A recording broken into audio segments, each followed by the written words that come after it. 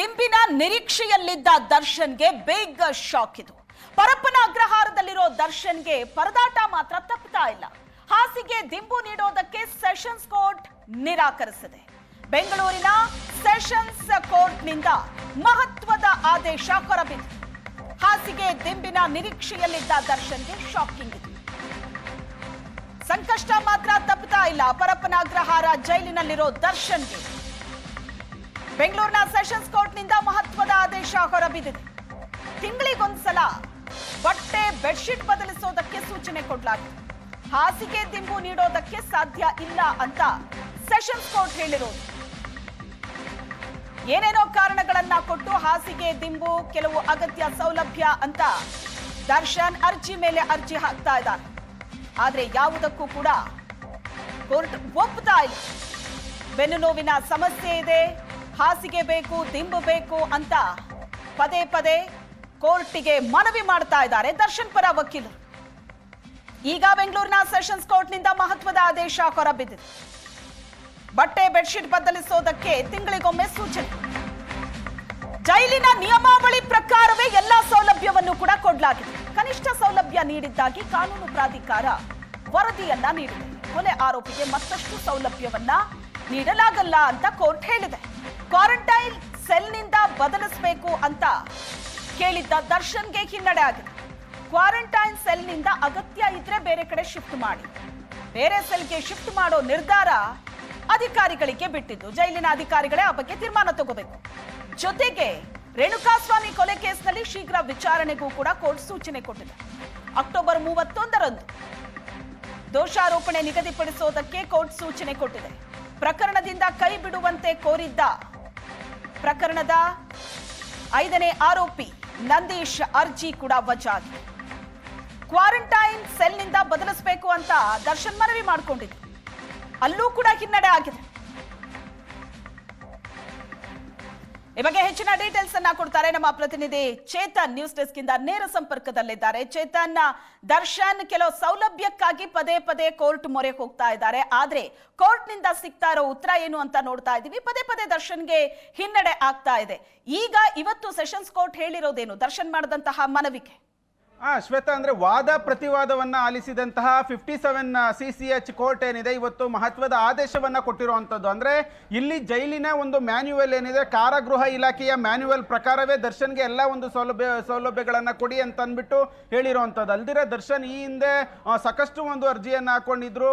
ಹಾಸಿಗೆ ದಿಂಬಿನ ವಿಚಾರ ಕಳೆದ 2 ತಿಂಗಳಿಂದನೂ ಕೂಡ ನಿರಂತರವಾಗಿ ಒಂದು ಸೆಷನ್ಸ್ ಕೋರ್ಟ್ ನಲ್ಲಿ ವಾದ ಪ್ರತಿವಾದ ಎರಡೂ ಕೂಡ ಆಗ್ತಿತ್ತು. ವಾದ ಪ್ರತಿವಾದವನ್ನ ಆಲಿಸಿ ಒಂದು ಆದೇಶವನ್ನ ಕಾಯ್ದಿರಿಸಲಾಗಿದೆ. ಇವತ್ತು ಆ ಒಂದು ಆರ್ಡರ್ ಇರುವಂತದ್ದು ಕೇವಲ ದರ್ಶನನ ಹಾಸಿಗೆ ದಿಂಬಿನ ವಿಚಾರ ಮಾತ್ರ ಅಲ್ಲ, ಬೇರೆ ಬೇರೆ ಸಾಕಷ್ಟು ಅರ್ಜಿಗಳ ಒಂದು ಆದೇಶವೂ ಕೂಡ ಇವತ್ತು ಕಾಯ್ದಿರಿಸಿತ್ತು. ಅದರಲ್ಲೂ ಕೂಡ A5 ಆಗಿರುವಂತಹ ನಂದೀಶ್ ಡಿಸ್ಚಾರ್ಜ್ ಅಪ್ಲಿಕೇಶನ್ ಏನಿದೆ, ಆ ಒಂದು ಅಪ್ಲಿಕೇಶನ್ ಆದೇಶವೂ ಕೂಡ ಇವತ್ತಾಗಿರುವಂತದ್ದು. ಅದಲ್ದಿರ ಕ್ವಾರಂಟೈನ್ ಸೆಲ್ ಏನಿದೆ, ದರ್ಶನನ ಆ ಒಂದು ಸೆಲ್ನಿಂದ ಸ್ಥಳಾಂತರ ಮಾಡಬೇಕು ಅಂತ ಅಂದ್ಬಿಟ್ಟು ಏನು ಅರ್ಜಿಯನ್ನ ಹಾಕೊಳ್ಳಾಗಿತ್ತು, ಆ ಅರ್ಜಿಯ ವಿಚಾರಣೆ ಅದು ಅಂತಿಮ ಆದೇಶವೂ ಕೂಡ ಇವತ್ತೇ ಆಗಿರುವಂತದ್ದು. ಅಂದ್ರೆ ಪ್ರಮುಖವಾಗಿ ಇಲ್ಲಿ ಜೈಲಿನಲ್ಲಿ ಯಾವುದೇ ರೀತಿಯಾದಂಥ ದರ್ಶನ್ಗೆ ಸೌಲಭ್ಯಗಳನ್ನ ಕೊಡ್ತಾ ಇಲ್ಲ.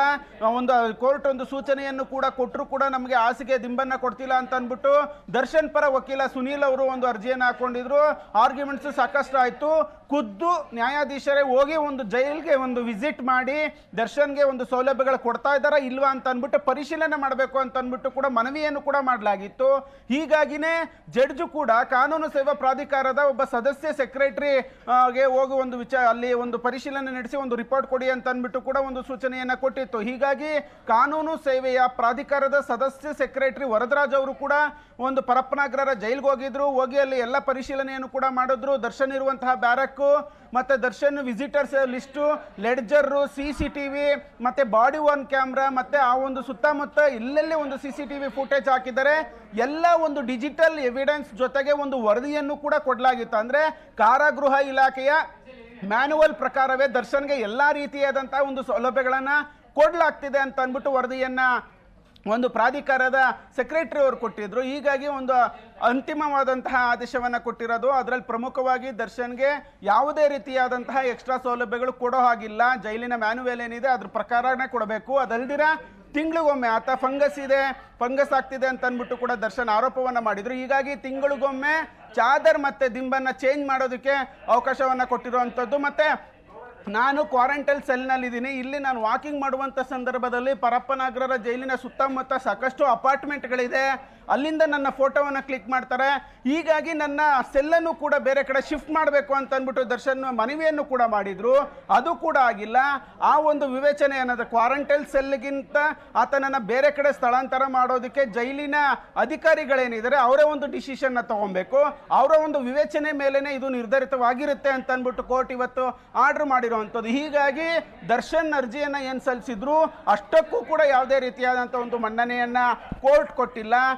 ಎಲ್ಲ ಒಂದು ಕೈದಿಗಳಿಗೆ ಯಾವ ರೀತಿ ಒಂದು ಸೌಲಭ್ಯ ಇದೆ ಮತ್ತೆ ಜೈಲಿನ ಮ್ಯಾನ್ಯುವಲ್ ಪ್ರಕಾರ ಏನೆಲ್ಲ ಸೌಲಭ್ಯ ಇದೆ ಅದನ್ನು ಮಾತ್ರ ಕೊಡಿ ಅಂತ ಅಂದ್ಬಿಟ್ಟು ಕೋರ್ಟ್ ಆದೇಶವನ್ನ ಮಾಡಿರುವಂತದ್ದು. ಶ್ವೇತಾ, ಓಕೆ ಚೇತನಿ, ಹಾಸಿಗೆ ದಿಂಬು ವಿಚಾರ ಎಲ್ಲಿಂದ ಎಳ್ಕೊಂಡು ಬಂತು ಅನ್ನೋದು ನಾವು ನೋಡ್ತಾ ಇದೀವಿ. ಯಾಕಂದ್ರೆ ಈ ಹಿಂದೆ ಜಡ್ಜ್ ಮುಂದೆನೆ ಹೇಳಿದ್ರು ದರ್ಶನ್ ಜೈಲಿನ ಒಳಗಡೆ ಏನ್ ಸಮಸ್ಯೆ ಆಗ್ತಾ ಇದೆ ಅಂತ. ಅದಾದ ನಂತರ ಒಂದ್ಸಲ ಜಡ್ಜೆ ಜೈಲಿಗೆ ಬಂದು ನೋಡಬೇಕು ನನಗೆ ಏನೇನು ಸೌಲಭ್ಯ ಸಿಕ್ಕಿದೆ ಅಂತ. ಎಲ್ಲಾ ಪ್ರೊಸೀಜರ್ಗಳು ಈಗ ಮುಗ್ದಾಗಿದೆ.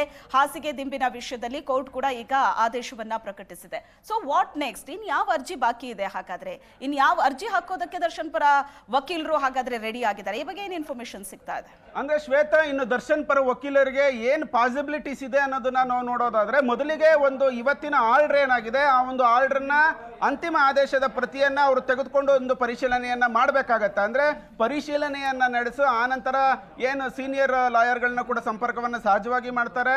ಹೈಕೋರ್ಟ್ಗೆ ಏನಾದ್ರು ಮೊರೆ ಹೋಗ್ಬೇಕಾ ಬೇಡವಾ ಅನ್ನೋದನ್ನ ಇಲ್ಲಿ ಅವರು ನಿರ್ಧಾರ ಆಮೇಲೆ ಮಾತಾಡ.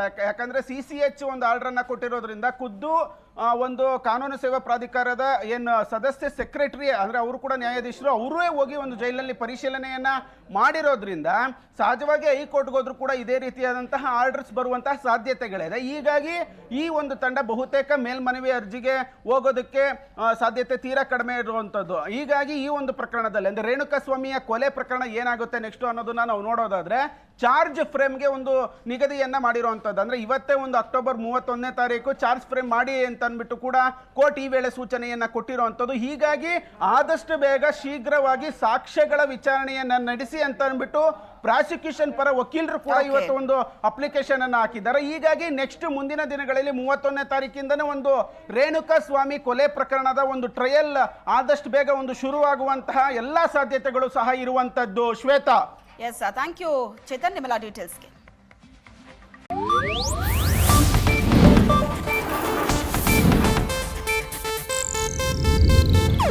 ಇದು ಏಷ್ಯಾನೆಟ್ ನ್ಯೂಸ್ ನೆಟ್ವರ್ಕ್ ಪ್ರಸ್ತುತಿ.